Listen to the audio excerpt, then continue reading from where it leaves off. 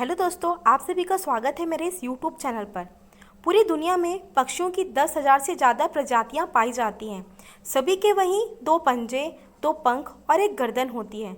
लेकिन इन्हीं में से एक ऐसा पंछी है जिसकी एक अलग ही पहचान है, जो आसमान का सीना चीर के हजारों मीटर ऊपर 120 किलोमीटर पर आवर की रफ्तार से उड़ता है, जो खुद के कई गुना अधिक वजन के शिकार को भी अपने पंजों पे दबोचकर उड़ा जाता है और इसलिए उसे पक्षियों का राजा कहा जाता है, जिसे हम बाज के नाम से जानते हैं।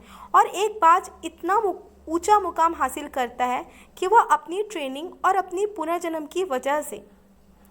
अगर आप भी इस दुनिया में एक मुकाम हासिल करना चाहते हैं तो एक बाज को बाज बनने का पूरा सफ़र आपको जानना बहुत ज़रूरी है, क्योंकि 25 से 30 की उम्र तक आने के बाद भी लोगों को रिस्क लेने से डर लगता है।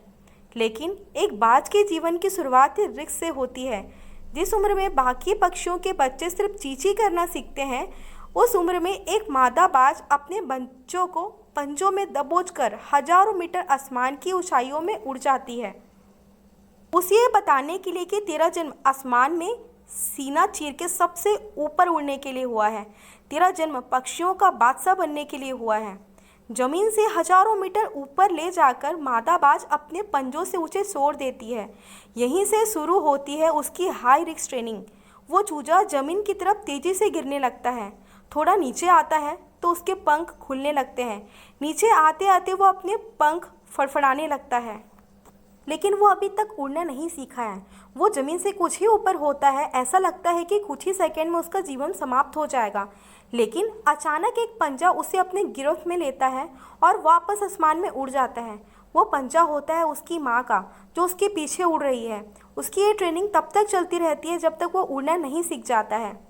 इतनी हाई रिस्क ट्रेनिंग होने के बाद इस दुनिया को एक बाज मिलता है। बारिश के वक्त जब सारे पक्षी आश्रय की तलाश करते हैं, तब यही बाज उसी बारिश में आसमान को चीरते हुए ऊपर निकल जाता है और बादल से कहता है, तू बरस ले, कितना बरसेगा, और फिर नीचे आकर चैलेंज करता है।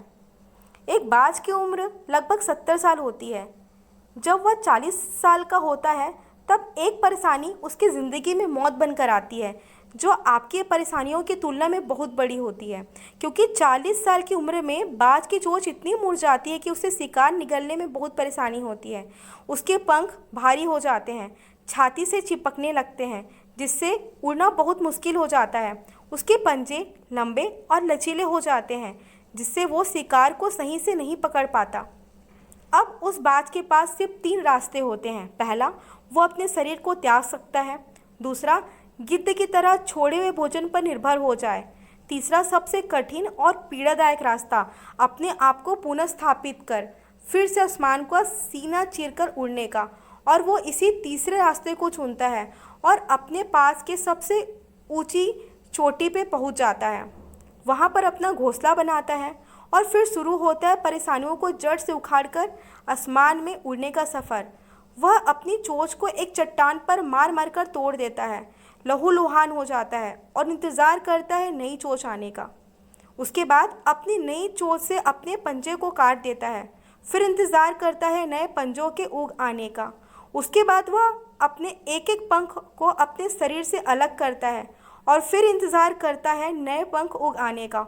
और इस प्रक्रिया में उसे समय लगता है लगभग पूरे 5 महीने का। इन 5 महीनों की कड़ी तपस्या से एक बाज का पुनर्जन्म होता है और वो फिर से तैयार हो जाता है आसमान का सीना चीरकर उड़ने के लिए। जो 3 रास्ते बाज के पास थे, वही 3 रास्ते आपके पास होते हैं। लेकिन कुछ लोग पहले रास्ते को चुनते हैं और परेशानियों के तले दबकर सुसाइड कर लेते हैं। ज़्यादातर लोग दूसरे रास्तों को चुनते हैं। वो परेशानियों का बोझ पड़ते ही अपने लक्ष्य को छोड़कर एक नॉर्मल लाइफ जीने लगते हैं। और कुछ वो लोग भी होते हैं जो इस परेशानियों को लात मारकर अपनी मेहनत के दम पर बाज की तरह आसमान की बुलंदियों को छूते हैं। तो दोस्तों, बाज की ट्रेनिंग हमें बहुत बड़ी सीख देती है कि अगर रिस्क लेना पड़े तो ले लो। अपने फील्ड में अपने आप को इतना ट्रेन कर लो कि उस फील्ड में आपसे ऊपर उड़ने के बारे में सोचकर लोगों के पसीने छूट जाए, तभी आप अपने फील्ड के बादशाह कहलाओगे।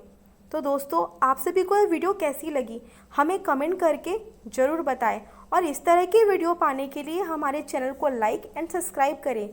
मिलते हैं नए वीडियो के साथ। आप सभी का बहुत बहुत धन्यवाद।